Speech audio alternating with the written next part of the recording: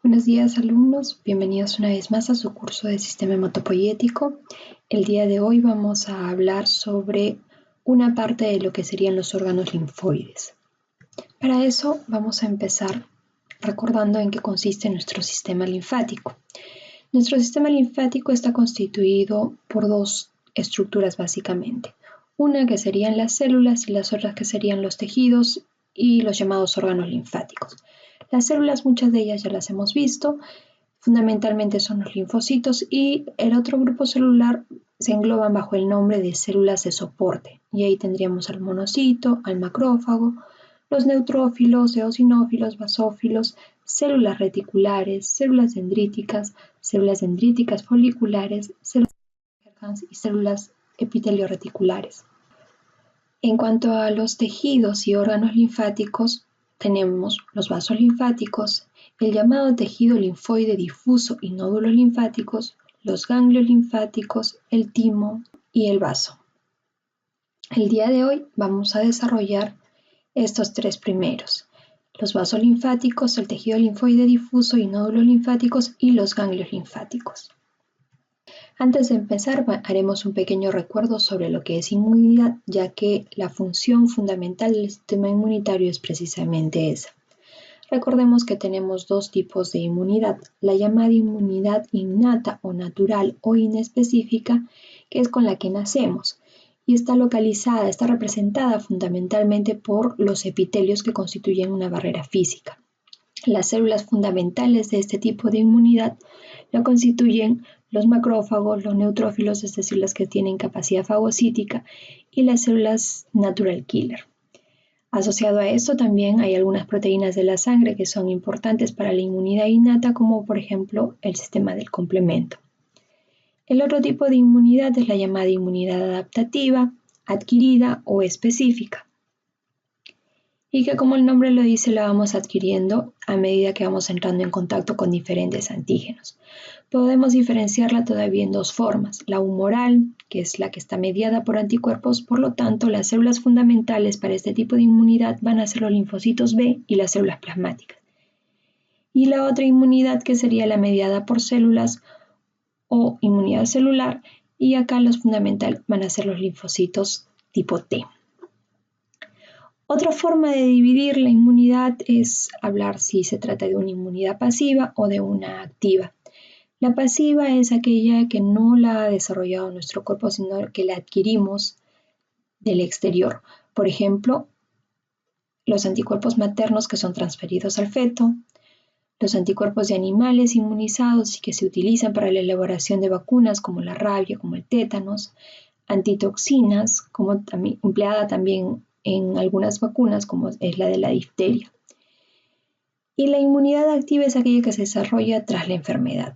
Es decir, el ser humano estuvo en contacto con un agente etiológico, se desarrolló una inmunidad, se generó una memoria, de manera que de forma activa se ha desarrollado un recuerdo sobre este antígeno, y ahí los más importantes vienen a ser los linfocitos T.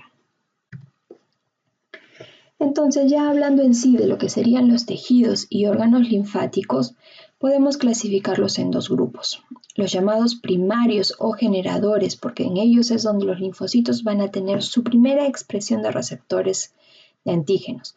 En esta zona es donde ocurre la madurez tanto fenotípica como funcional, y acá son dos órganos los importantes: la médula ósea y el timo. El otro grupo de órganos y tejidos linfoides son los llamados periféricos o secundarios, que es donde ocurre la respuesta inmune, donde se dan todos esos cambios linfocíticos, se dan la respuesta de los linfocitos ante diferentes antígenos. Estos órganos son el ganglio linfático, el vaso, el llamado sistema inmune cutáneo y el sistema inmune mucoso. Un recuerdo de lo que veíamos en médula. La médula es la zona donde se van a originar todos los tipos celulares, es donde ocurre la primera expresión de antígenos de superficie. Entonces, empezaremos hablando de los vasos linfáticos. Los vasos linfáticos se van a originar como si fuesen unas capilares ciegos, como ven acá. localizados a nivel del tejido celular subcutáneo, sobre todo a nivel de piel y en membranas. Estos vasos linfáticos tienen la permeabilidad mucho mayor que lo que tendría o una vena o una arteria del mismo calibre. Eso permite que a este vaso linfático puedan ingresar sustancias, antígenos, células, tanto de defensa como los linfocitos o incluso las células tumorales, y puedan acceder a la circulación linfática. Estos vasos linfáticos van a ir haciendo paradas o stops en los llamados ganglios linfáticos, y ahí va a ocurrir la presentación de antígenos que fueron recogidos del tejido celular subcutáneo. Un esquema general: tendríamos la zona donde se está originando el capilar linfático, están ingresando acá los patógenos, productos celulares de desecho, las células, los linfocitos T, por ejemplo, van ampliando, se van fusionándose estos capilares linfáticos y van a entrar al llamado ganglio linfático a través de los vasos aferentes, que lo que van a hacer es perforar el tejido conectivo que recubre este ganglio linfático, y de ahí van a dirigirse hacia el hilio del ganglio, van a salir por los llamados vasos linfáticos eferentes, de ahí van a retornar al corazón a través del sistema venoso, de ahí van a pasar a la parte arterial, a la parte sistémica, y van a regresar al sitio de agresión para emitir una respuesta. En el ganglio va a ocurrir el procesamiento antigénico, y ya el linfocito T maduro, capaz de responder a ese antígeno, ese es el que va a regresar a la circulación y es el que va a dirigirse al sitio de la inflamación o al sitio de la lesión o agresión. Tenemos linfáticos distribuidos por todo el cuerpo. Finalmente, estos linfáticos se van a ir fusionando y van a formar dos estructuras que serían los vasos linfáticos de mayor calibre que tiene el cuerpo. Uno de ellos es el conducto torácico, que recoge la mayor cantidad de la linfa del cuerpo, y el otro es el ducto linfático derecho o la gran vena linfática derecha también. Ambas estructuras lo que van a hacer es desembocar a nivel de la zona de unión entre la vena subclavia y la yugular interna.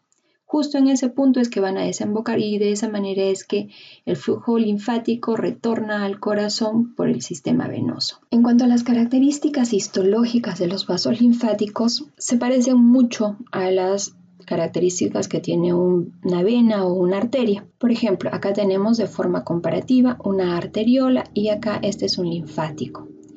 La pared es mucho más delgada, pero el recubrimiento endotelial es el mismo. Recuerden que el endotelio es un tipo de tejido epitelial de forma simple, plana, es decir, una monocapa de células aplanadas. A medida que los linfáticos van aumentando de tamaño, van apareciendo también estructuras nuevas. Por ejemplo, en los vasos linfáticos un poco más grandes aparecen estas estructuras que vendrían a ser las válvulas linfáticas, que ayudan al desplazamiento de la linfa, que es la que discurre por medio de los vasos linfáticos. Y a medida que van aumentando también de calibre los vasos linfáticos, las paredes de estos van aumentando también de grosor. Por ejemplo, ya en los vasos mucho más grandes, vamos a tener que ya no solamente va a ser un pequeño recubrimiento de células endoteliales, sino que van a aparecer todas las capas que tienen las arterias, por ejemplo, o las venas. Va a aparecer una túnica constituida por fibras musculares, va a aparecer también una túnica adventicia, que básicamente es tejido conectivo. Entonces, esto sería lo más similar a lo que veríamos nosotros a nivel del conducto torácico o de la gran vena linfática derecha. Otro tejido importante es el llamado tejido linfoide difuso. Es el tejido que se encuentra asociado a mucosas, no está encapsulado. Su ubicación es a nivel de la lámina propia del tracto respiratorio, del digestivo y el urinario. Los linfocitos de esta región, una vez que han entrado en contacto con los antígenos, recuerden que estas zonas son zonas de contacto con el exterior, van a transportarlos a los ganglios, van a proliferar, van a diferenciar y van a regresar como linfocitos ya efectores, como para poder frenar a este germen que está causando lesión. Y van a ser el sitio de respuesta inmune inicial. Por eso es importante que estén localizados en estas regiones, que son zonas, como ya lo dije, de contacto con el exterior. Acá tenemos una imagen histológica de intestino, tenemos una glándula con los enterocitos, acá tenemos otra glándula y acá sería la lámina propia. Es el tejido de soporte, de sostén que se encuentra entre glándula y glándula. Y vemos numerosas células acá localizadas, dentro de ellas eosinófilos, linfocitos, plasmática. Todas estas constituyen el llamado tejido linfoide asociado a mucosas. Son células que perennemente están localizadas en esta región en espera de algún antígeno para poder transportarlo a un ganglio más cercano y poder responder de manera adecuada y evitar la enfermedad, o por lo menos limitarla. Tenemos también los llamados nódulos linfoides. Estos, conocidos también como folículos linfoides, en realidad son acúmulos de linfocitos que están bien delimitados, pero al igual que el tejido linfoide asociado a mucosas, no presentan una cápsula. ¿Dónde están localizados? En tracto digestivo, respiratorio y urinario.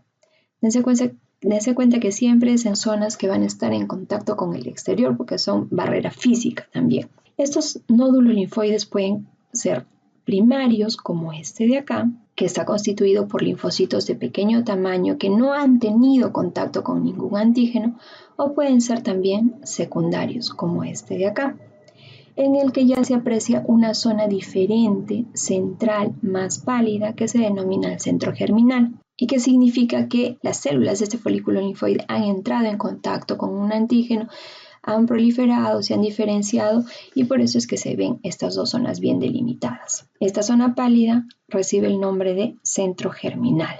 Zonas donde vamos a encontrar nódulos linfoides, por ejemplo, las amígdalas. Recordemos que en la orofaringe nosotros teníamos una serie de grupos de amígdalas, dentro de ellas las faringias, o conocidas también como adenoides, las palatinas y las linguales. Todas estas están formadas por estos conglomerados de nódulos linfoides, pero que no están encapsulados. A nivel del ilion tenemos este tejido, estos nódulos, que reciben el nombre de las placas de Peyer. Igual lo tenemos, por ejemplo, a nivel de apéndice secal. Es un corte transversal de apéndice y vemos estos acúmulos bien delimitados llamados los folículos o nódulos linfoides. Estas tres regiones son las que tienen la mayor cantidad de nódulos linfoides. Eso no quiere decir que en otros órganos no haya, sí hay, pero acá están mucho más concentrados. Tenemos acá una imagen de intestino en la que se aprecia un folículo linfoide de tipo secundario y tenemos un esquema para explicar qué ocurre en esta región. Vemos que en el lumen se encuentra un patógeno, que es una bacteria. Esta bacteria va a entrar en contacto con el epitelio y va a ser captada por las llamadas células presentadoras de antígenos, ya sea que estén sueltas en la lámina propia o que estén siendo parte del llamado folículo linfoide o de la placa de Peyer. Van a captar a este microorganismo, van a procesarlo y van a transportarlo hasta el ganglio linfático. Esta célula dendrítica va a acceder a la circulación linfática y vía ella va a llegar hasta el ganglio linfático.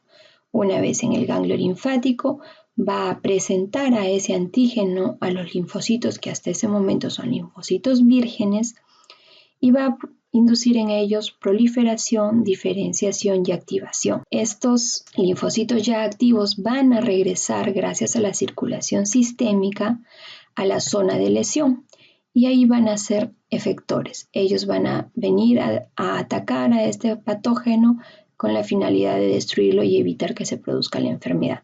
Puede pasar también que estimule a otras células como por ejemplo linfocitos B a que se transformen en células plasmáticas y produzcan inmunoglobulinas que como parte de la inmunidad también vayan a atacar a estos microorganismos que están tratando de ingresar al cuerpo. Si no existiera este sistema inmune que sea representado por los nódulos linfáticos o por el tejido linfoide difuso, la bacteria fácilmente produciría enfermedad. Entonces, en algunos libros van a encontrar que hacen referencia al MALT o tejido linfoide asociado a mucosas, incluyendo las dos cosas, el tejido difuso, o sea, es decir, todas las células que están dispersas en la lámina propia, y a los folículos linfoides. Continuemos entonces ahora con el ganglio linfático. Los ganglios son estructuras de forma nodular, como vemos acá, que están dispersos por todo el organismo. Suelen tener una forma medio arriñonada, como se ven acá. Están rodeados de tejido adiposo. Van a ser como estaciones de parada al flujo linfático Entonces los voy a encontrar yo localizados en diferentes regiones. Por ejemplo, vamos a tener en la región del axilar los ganglios linfáticos axilares, vamos a tener los inguinales, o sea, van a estar distribuidos, agrupados en diferentes zonas. La arquitectura de un ganglio linfático incluye varias cosas. Dentro de ellas tenemos la cápsula.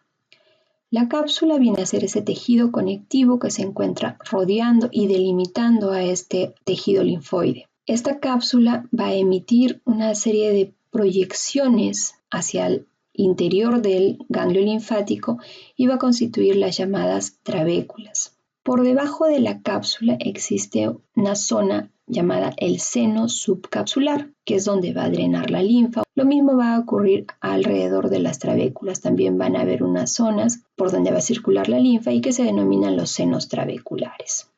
La segunda región que contiene el ganglio linfático es la de la corteza. La corteza viene a ser la parte más externa que puede dividirse en estas regiones fundamentales.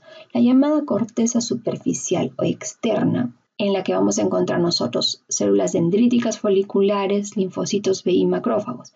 Y esta zona está constituida por los folículos linfoides, que pueden ser tanto primarios como secundarios. Entonces, la única zona del ganglio que posee folículos linfoides es la zona de la corteza superficial o corteza externa. La corteza profunda, por otro lado, llamada también corteza interna o parafolicular o paracorteza, está constituida por células dendríticas, linfocitos T, estas vénulas que son muy importantes, las vénulas de endotelio alto. Acá no voy a encontrar yo folículos linfoides y vendría a ser toda esta región y el tejido que está entre folículo y folículo. Toda esta zona posee una red de fibras reticulares, recuerden que es colágeno tipo 3, y también van a haber numerosos sinusoides linfáticos como vasculares. Todo eso es lo que incluye la corteza. Miren que está bien diferenciada, mientras que en folículos yo fundamentalmente tengo linfocitos B, en la paracorteza yo lo que voy a tener son linfocitos T. Es decir, que dentro de cada región arquitectural del ganglio hay células que son predominantes. Y por último, la región más interna de todos los ganglios se denomina médula, que vendría a ser esta parte de acá. La médula está constituida fundamentalmente por macrófagos y células plasmáticas. Está distribuida en los llamados cordones medulares, que son cordones de células, y los senos medulares, que vienen a ser zonas por donde va a discurrir la linfa. Finalmente, estos senos medulares van a confluir y van a formar un seno único, que es el seno medular principal, que va a salir a través del hilio del ganglio linfático con el nombre de vaso linfático eferente. Cuando se produce el contacto con un antígeno, ¿cómo es que llega este antígeno al ganglio linfático? Traído por la célula presentadora de antígenos a través del aferente linfático. Y cómo retorna la circulación es saliendo del ganglio linfático a través del eferente linfático. Vamos a ver la histología de estas regiones. Entonces, en este ganglio, que como ven tiene forma riñonada, vamos a reconocer la zona más externa, que es la cápsula, que por lo general está mezclada con tejido adiposo. Tenemos la zona más externa, corteza, y la zona más interna, médula. La zona por donde entran o salen los vasos, el hilio ganglionar. Vamos a hablar ahora solamente sobre la cápsula. Tenemos una imagen ampliada. Vemos que la cápsula es tejido conectivo mezclado con tejido adiposo. Vamos a encontrar vasos sanguíneos en esa región. Vamos a encontrar también un espacio entre esa cápsula y el tejido linfoide. Y es lo que recibe el nombre como el seno subcapsular. Vemos acá esa proyección que emite la cápsula hacia el interior del ganglio, que se llama trabécula, y entre las trabéculas y el tejido linfoide también un espacio por donde va a discurrir la linfa y que se denomina el seno subtrabecular. Pasamos a hablar ahora de la corteza.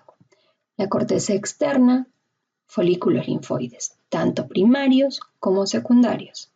Y la corteza interna o paracorteza, que vendría a ser todo ese tejido linfoide que no está constituido por folículos linfoides y que pertenece a la corteza. Recuerden acá, linfocitos B, y en la paracorteza, linfocitos T, dentro de otras células. Ahora hablamos de la parte más interna, la médula. En la médula, como pueden ver, no se reconocen folículos linfoides.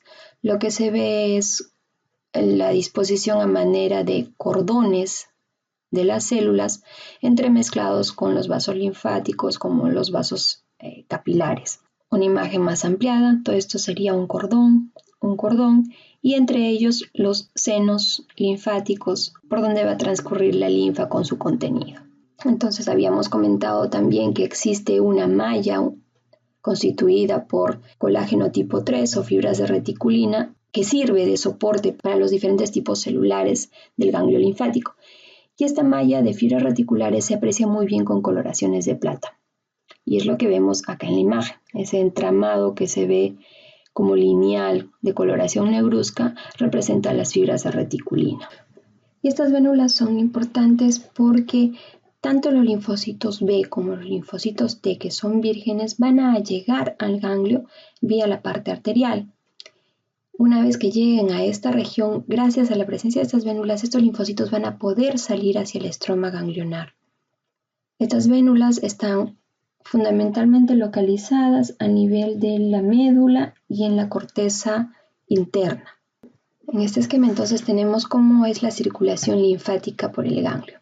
Tenemos que reconocer primero la cápsula, los vasos aferentes, el vaso eferente, la arteria y la vena, las tres localizadas a nivel del hilio ganglionar.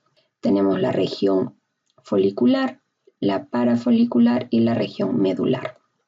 Entonces, la linfa va a entrar al ganglio a través de estos vasos aferentes. Va a acceder al seno subcapsular, de ahí al seno subtrabecular o paratrabecular, que también lo llaman. Va a llegar a la región medular y finalmente va a salir por el vaso linfático eferente. En ese trayecto, como la linfa viene cargada también de células, estas células van a pasar al parénquima o del parénquima ganglionar van a regresar a la vía linfática. En cuanto a la circulación arterial, tenemos que esta entra por la arteria que penetra a través del hilio, recorre todo el ganglio hasta la parte más externa, miren que acá está el folículo secundario, por ejemplo, y retorna como la parte venosa. Y en esa región nosotros vamos a encontrar la vénula de endotelio alto, por la que saldrían los linfocitos vírgenes que llegan a través de la circulación arterial y sigue retornando después este vaso venoso para salir como la vena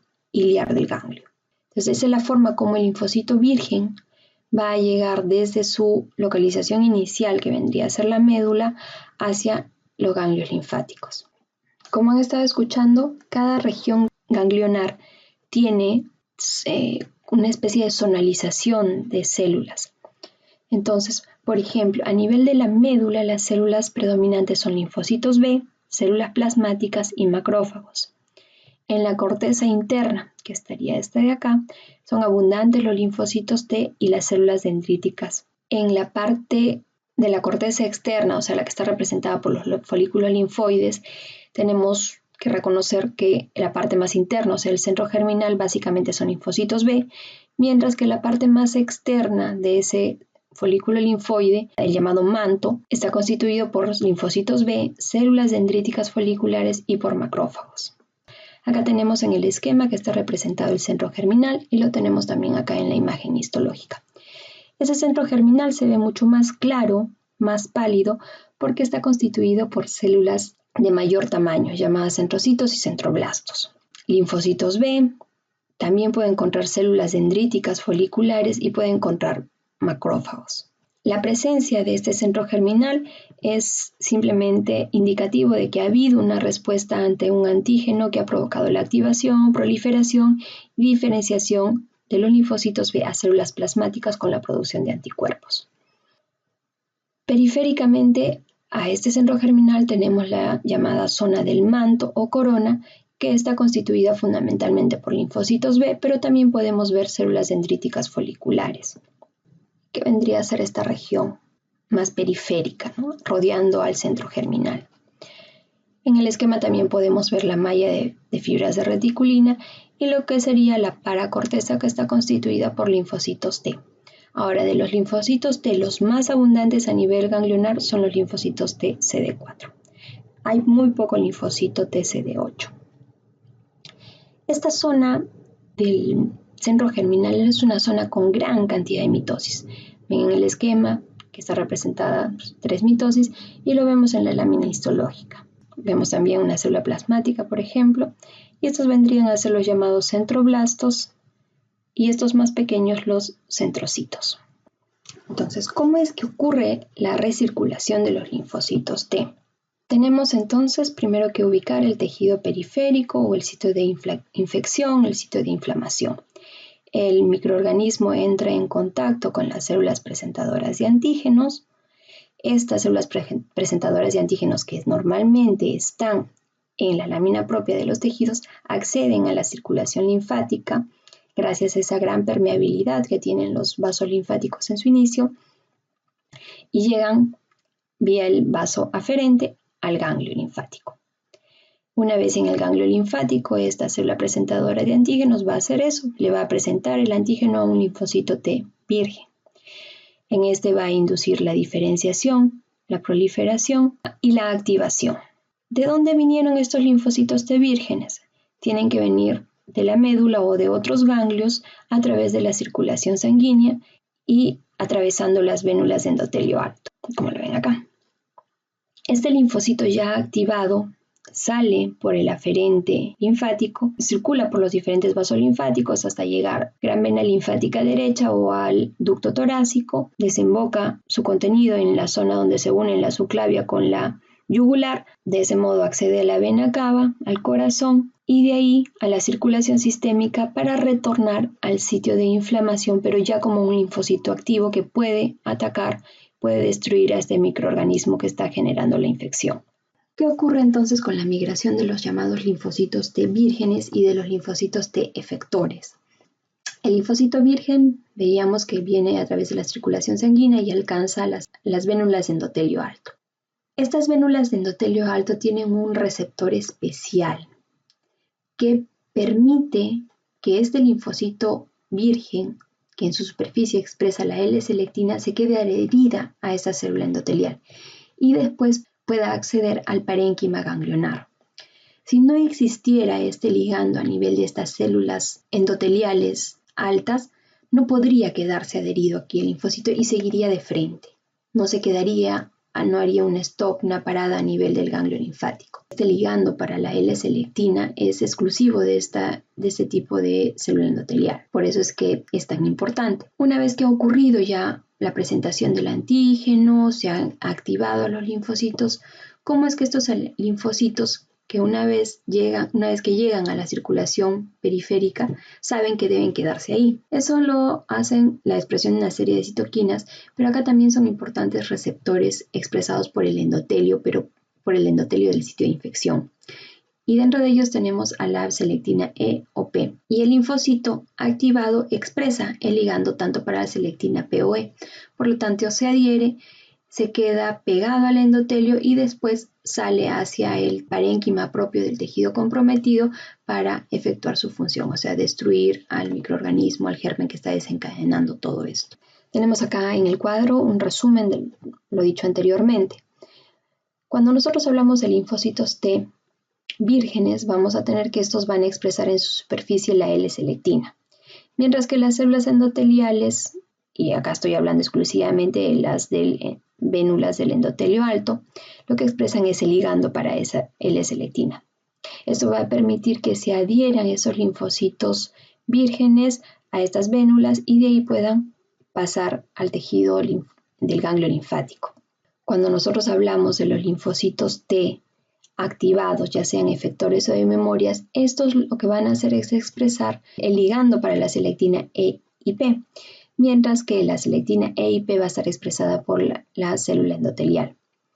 Pero esto ya en el tejido de origen o en el tejido periférico.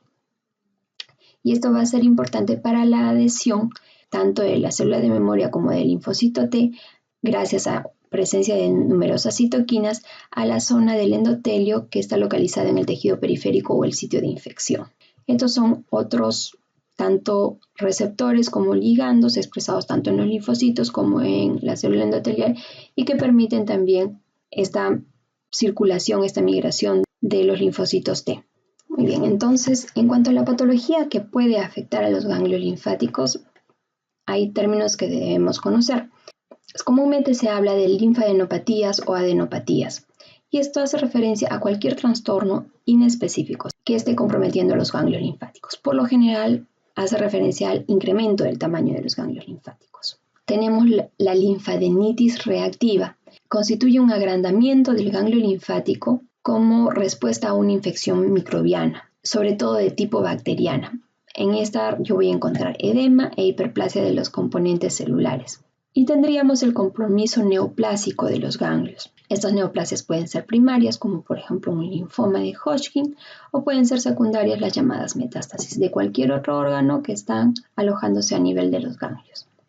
Es la forma más sencilla de clasificar la patología que puede afectar a los ganglios, la parte infecciosa y la parte neoplásica. Entonces las linfadenopatías van a ser mucho mejor apreciables en las zonas donde los ganglios linfáticos tengan mayor cantidad, estén más agrupados y sean más accesibles a la palpación y a la visión. Dentro de ellas la región cervical, tanto anterior como posterior, la región axilar y la región inguinal. Un ejemplo de una adenitis: incremento del tamaño del ganglio de la región cervical y con cambios a nivel de la coloración de la piel, hablándonos de un proceso infeccioso. Por ejemplo, una tuberculosis. Tenemos un centro con necrosis gaseosa, con macrófagos de tipo epitelioide y presencia de célula gigante multinucleada. En el caso de la enfermedad neoplásica, dense cuenta que se ve lo mismo. El incremento del ganglio puede hacer que esta no esté asociado al proceso inflamatorio, como puede ser que también tenemos las enfermedades primarias, o sea, las que comprometen a ganglio como estructura primaria, y dentro de ellas el linfoma de Hodgkin, que se caracteriza por la presencia de esta célula particular que se llama la célula de Hodgkin. Y tenemos el compromiso neoplásico secundario. Uno de los más comunes de ver es el compromiso del ganglio supraclavicular o también ganglio de Virchow, que le dicen, en el que por lo general se encuentra una metástasis, un adenocarcinoma, y esas son las estructuras glandulares que ustedes pueden ver a nivel del ganglio. Como ustedes ya conocen la estructura del ganglio, al ver esto van a saber que esto definitivamente no le corresponde al ganglio, tiene que haber venido de otro lugar. Otro grupo de enfermedades que puede comprometer al sistema linfático es el de las inmunodeficiencias, que como hemos venido clasificando las otras enfermedades, también podríamos clasificarlas como congénitas o primarias y las adquiridas o secundarias. Congénitas todavía podríamos dividirlas y aquellas que comprometen exclusivamente la inmunidad innata, las que comprometen la inmunidad humoral, las que alteran la activación y función de linfocitos T, las combinadas, o sea, en las que hay compromiso tanto celular como humoral, y aquellos desórdenes multisistémicos que van asociados a inmunodeficiencia. Y dentro de las adquiridas o secundarias, bueno, la más importante, el VIH-Sida.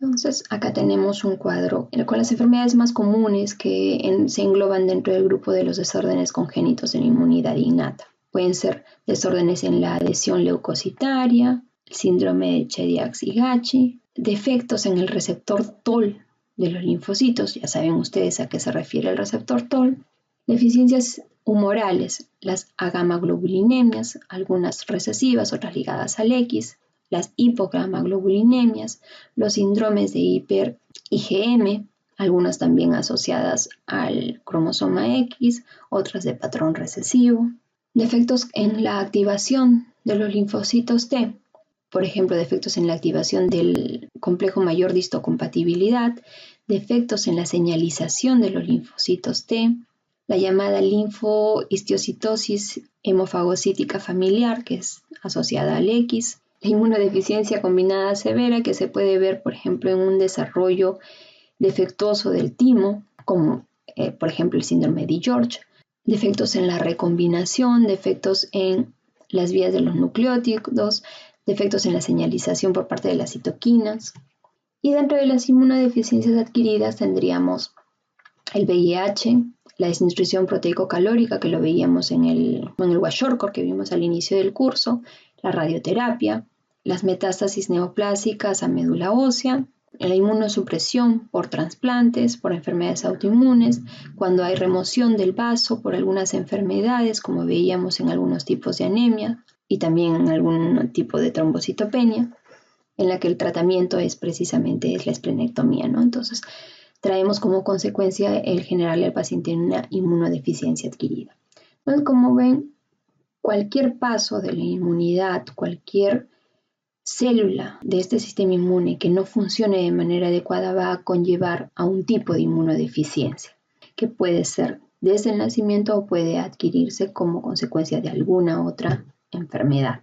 Bien, jóvenes, la bibliografía que se ha empleado para esta sesión teórica es el Ross, el Robbins y el Abbas de Inmunología Celular y Molecular. Muchas gracias, jóvenes. Nos estamos viendo la próxima. Hasta luego.